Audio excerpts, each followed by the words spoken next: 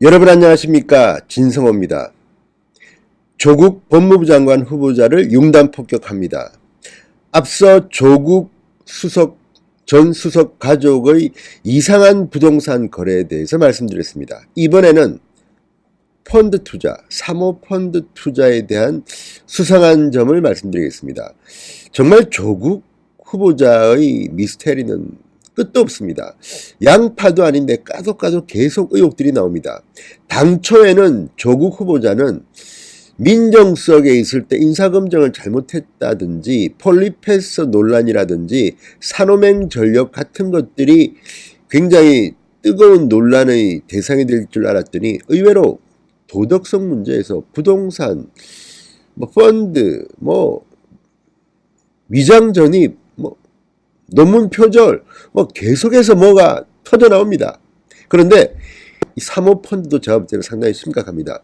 저 같은 사람은 사모펀드가 뭔지도 잘 몰랐는데 이번에 공부를 해봤는데 조국 후보자가 청와대 민정수석이 된 뒤에 사모펀드에 가입했습니다.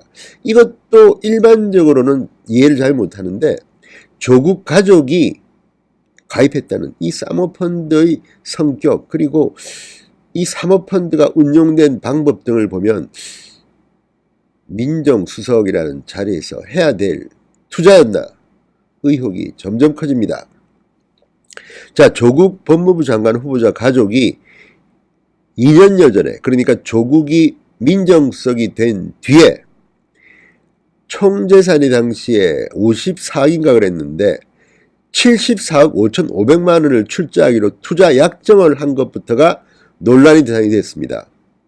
아니 재산보다 이렇게 20몇 억이나 많은 돈을 몰빵하겠다는 거 아닙니까? 이것 때문에 논란이 되는데 그것도 논란이지만 실질적으로 이 사모펀드의 운영이 드러나기 시작하면서 또 다른 논란이 있습니다.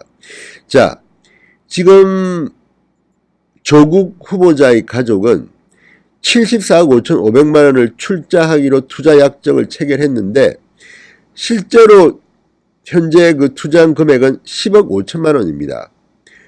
조국 후보의 부인이 블루코어 밸류업에 9억 5천만 원, 아들과 딸이 각각 5천만 원씩 도합 10억 5천만 원인데 이 아들과 딸도 문제입니다. 지금 아들은 무슨 미국에서 대학원 다니는 걸 알고 있고 딸은 뭐 하는지 모르겠습니다만 얼마나 많은 돈을 본인들이 직접 벌었는지는 모르겠습니다. 그럴 때 5천만 원씩 사모펀드에 투자한다? 들어보셨어요? 20대일 텐데 아마도. 자, 그렇다면 누구 돈으로 했겠습니까? 부모 돈이겠죠. 증여받았겠죠. 그런데 문제는 아들과 딸이 각각 5천만 원씩 돈을 냈는데 출자했는데 이 5천만 원이라는 액수가 또 묘합니다. 증여세를 내지 않아도 될 한도입니다. 5천만 원은 아버지나 엄마가 자식에게 줘도 세금을 내지 않습니다. 이것도 재테크 방법이 아닌가 싶습니다. 그러니까 조국 후보자의 이 청문 과정에서 드러난 것들을 보면 재테크의 귀재 같기도 하고 불법은 아니지 않느냐 하지만 일반 서민들이 볼 때는 정말 이상합니다. 무엇보다도 조국 후보자의 가족들이 투자했다는 이 사모펀드가 미스테리입니다. 법조계에서는 대통령 민정수석 비서관을 지내고 법무부 장관 자리를 앞에 둔 조 후보자 가족이 무슨 연유로 코링크 PE에 10억 원을 선뜻 맡겼는지 쉽게 납득하기 어렵다는 반응이 쏟아졌다. 이게 동아일보의 평가입니다.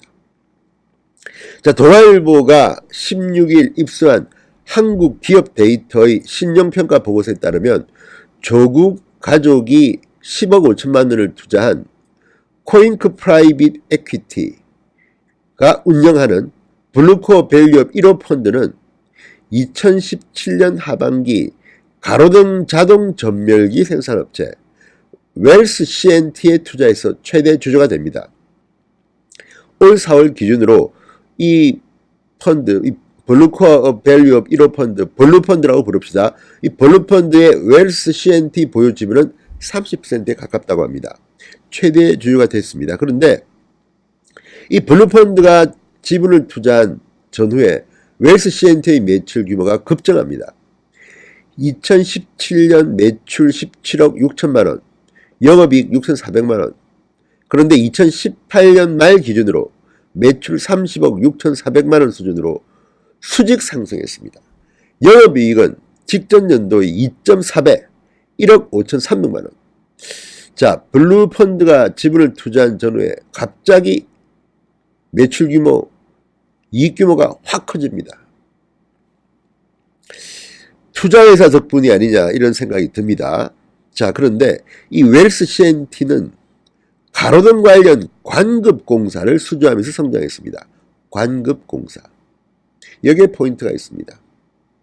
올 3월 대구시설공단으로부터 무슨 대구 신천동로 가로등 전멸기 교체공사 1억 3천만 원 등등, 지난 4월에는 단장군 산업단지 가로등 어쨌든 이런 관급공사를 주로 한다고 합니다. 그러면 법조계에서는 동아일보가 이렇게 말합니다. 가로등 사업이라는 것은 대표적인 경찰, 행정당국의 정보를 미리 알고 수주하는 사업 아니냐. 자, 조국 후보자가 관련이 있는지는 모르겠습니다. 이건 우리가 알 수는 없습니다. 그렇지만 그 영향력을 이 회사가 악용했을 가능성은 없을까요? 관급공사를 수주하는 그런 기업이기 때문에 의혹이 생기는 겁니다. 자, 웰스 CNT의 동아일보가 투자 경위를 듣기 위해서 연락을 해도 연락이 안 된답니다. 그런데 어쨌든 이 지금 블루펀드는 오해를 살만합니다. 왜냐하면 블루펀드는 2017년 당시에, 그러니까 민정수석을 할 때 조국 가족이 투자했을 당시에 13억 원을 모금했다고 합니다. 그런데 이 중 조국 후보자 가족이 투자한 액수는 10억 5천만 원입니다. 그러니까 전체 모금액의 80%입니다. 사실상 조국 가족의 사모펀드라고 보면 됩니다. 조국 가족의 돈이 주를 이루는 80%를 이루는 사모펀드, 그 사모펀드가 투자한 게 관급공사 기업이었다. 이거는 좀 오해를 살만합니다. 이거 따져봐야 되는 문제입니다. 동아일보가 이 사무실 갔다고 합니다. 서울 강남구 역삼동 한 빌딩의 4층 사무실. 자, 조국 가족이 74억이나 투자를 약정한 사모펀드 운용사 코링크 PE의 사무실입니다. 그런데 문제는 문이 잠겨 있었다고 합니다. 이 회사는 2016년 2월 설립 후 회사 주소가 무려 4차례나 변경됐다고 합니다. 이상하지 않습니까? 주소지가 2016년 설립 이후부터 4차례나 변경됐다? 신용을 위주로 해야 될 회사가 왜 이렇게 자주 바뀝니까? 사무실 문 주변엔 이 회사가 실제로 여기 있다는 것을 알 수 있는 상호 간판도 보이지 않았다. 유령 회사입니까? 뭔가 냄새가 납니다. 이게 좀 이상하지 않습니까? 그리고 코링크 PE의 대표 이모 씨는 모 대학 성악가 출신이랍니다. 그리고 이 업계에서 덜 알려진 코링크 PE에 왜 조국 후보자의 가족들이 거액을 투자하고 또 74억 5,500만 원을 투자 약정했는지 영 이상하지 않습니까, 여러분? 그러니까 지금 이것들만 보면 부동산도 문제지만 이 사모펀드는 더 이상한 것 같습니다. 자, 이 사모펀드의 그 거래처도 지금 의혹을 받고 있습니다. 자, 코링크 PE가 거래한 기업이 검찰 수사 대상에 오른 점도 의혹의 시선을 다한다. 코링크 PE는 M&A로 회사를 인수해 소액주주 1000명에게 피해를 끼친 혐의로 올 6월 기소된 GY커머스 측으로부터 10억 5천만 원을 빌렸다가 2018년 1월 상환했다고 합니다. 그런데 왜 돈을 10억 5천만 원이나 빌렸는데 하필이면 검찰로부터 수사를 받는 M&A로 회사를 인수해서 소액주주 1000명에게 피해를 끼친 혐의로 수사를 받는 GY커머스 측으로부터 빌렸을까? 검찰 수사를 받는 기업과 거래를 했다. 그것도 거기서 돈을 빌렸다. 이것도 민정수석의 가족이 투자한 사모펀드라고 하면 뭔가 좀 이상하지 않습니까? 자, 동아일보는 이렇게 보도합니다.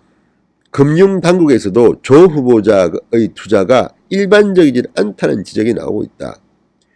코스닥 시장의 M&A 등을 통해 차익을 노리는 소형 GP의 개인 투자자가 투자하는 일이 흔치는 않다. 대표에 대한 믿음이나 끈끈한 네트워크가 있어야 가능했을 것이다. 자, 지금까지 말씀드린 것만 봐도 청와대 민정수석입니다. 조국은 당시에. 그런데 그 가족들이 74억 5,500만 원이나 투자 약정을 체결하고 또 실제로 10억 5천만 원을 투자하고 그 펀드가 광급공사 기업의 대주주가 돼서 무럭무럭 성장하고 또 돈을 검찰 수사를 받는 문제가 되는 기업으로부터 빌리고 이런 것들을 보면 좀 이상하지 않습니까? 이 펀드는 80%가 조국 가족들이 투자한 펀드입니다. 여기에 대해서 조국 후보자는 분명히 답해야 될 겁니다. 정말 이상한 게 너무 많습니다. 조국 후보자. 문제 커지기 전에 사퇴하는 것이 답일 거라는 생각입니다. 진성호의 융단 폭격이었습니다.